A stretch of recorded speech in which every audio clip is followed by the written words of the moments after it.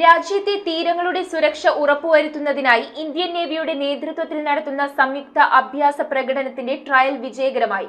നാവികസേനയുടെ see vigil തീരദേശ പ്രതിരോധാഭ്യാസത്തിന്റെ 4ാം edition November 20, 21 തീയതികളിലാണ് നടക്കുന്നത്.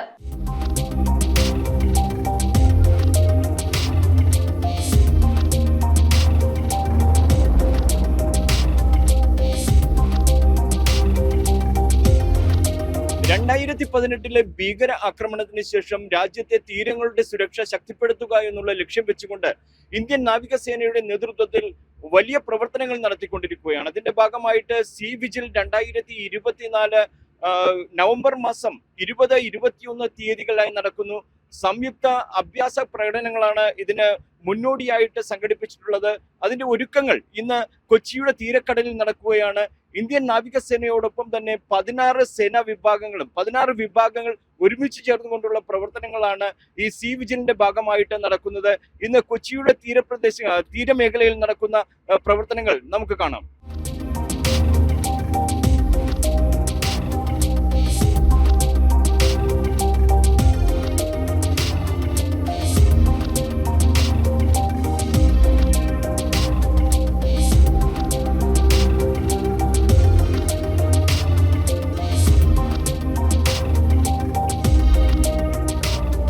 ഭീകരാക്രമണത്തിന് പിന്നാലെ എല്ലാ 2 വർഷത്തെ ഇടവേളകളിലും നാവികസേനയുടെ മേൽനോട്ടത്തിൽ നടന്നുവരുന്ന സംയുക്ത കടലഭ്യാസമാണ് സീ വിജിൽ. ദക്ഷിണ നാവികസേനയുടെ മേൽനോട്ടത്തിൽ കൊച്ചി കടൽ തീരത്ത് നടക്കുന്ന സംയുക്ത അഭ്യാസത്തിൽ വിവിധ സേനകളിൽ നിന്നുൾപ്പെടെ 21 വിഭാഗങ്ങളിൽ നിന്നുള്ള പ്രതിനിധികൾ പങ്കെടുക്കും. രാജ്യത്തിന്റെ പ്രതിരോധ സംവിധാനങ്ങൾക്ക് കൂടുതൽ കരുത്തു പകരുന്നതിനായി വിവിധ സേനകൾ 2ആയി തിരിഞ്ഞ് കടലിലാണ് അഭ്യാസം. 2018 ശേഷം ഇത് 4ാം തവണയാണ് സംയുക്താഭ്യാസം നടത്തുന്നത്.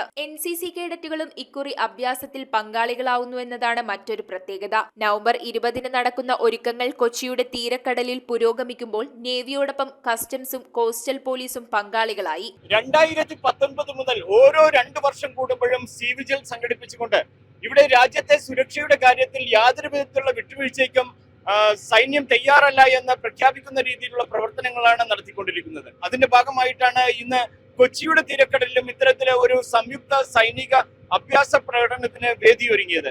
തീരക്കടലിൽ നിന്നും ക്യാമറമാൻ ലിജൻ ജെയിംസിനൊപ്പം മെട്രോ 7 ന്യൂസിനു വേണ്ടി റിഡ്ജൻ റുബല്ലോ.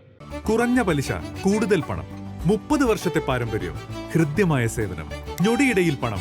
സൗത്ത് ഇന്ത്യയിലെ 100% വിശ്വസിക്കാവുന്ന സ്ഥാപനം CFL ക്യാപിറ്റൽ ഫിൻസർവ് ലിമിറ്റഡ്. മാറുന്ന ജീവിതം, മാറാത്ത വിശ്വാസം.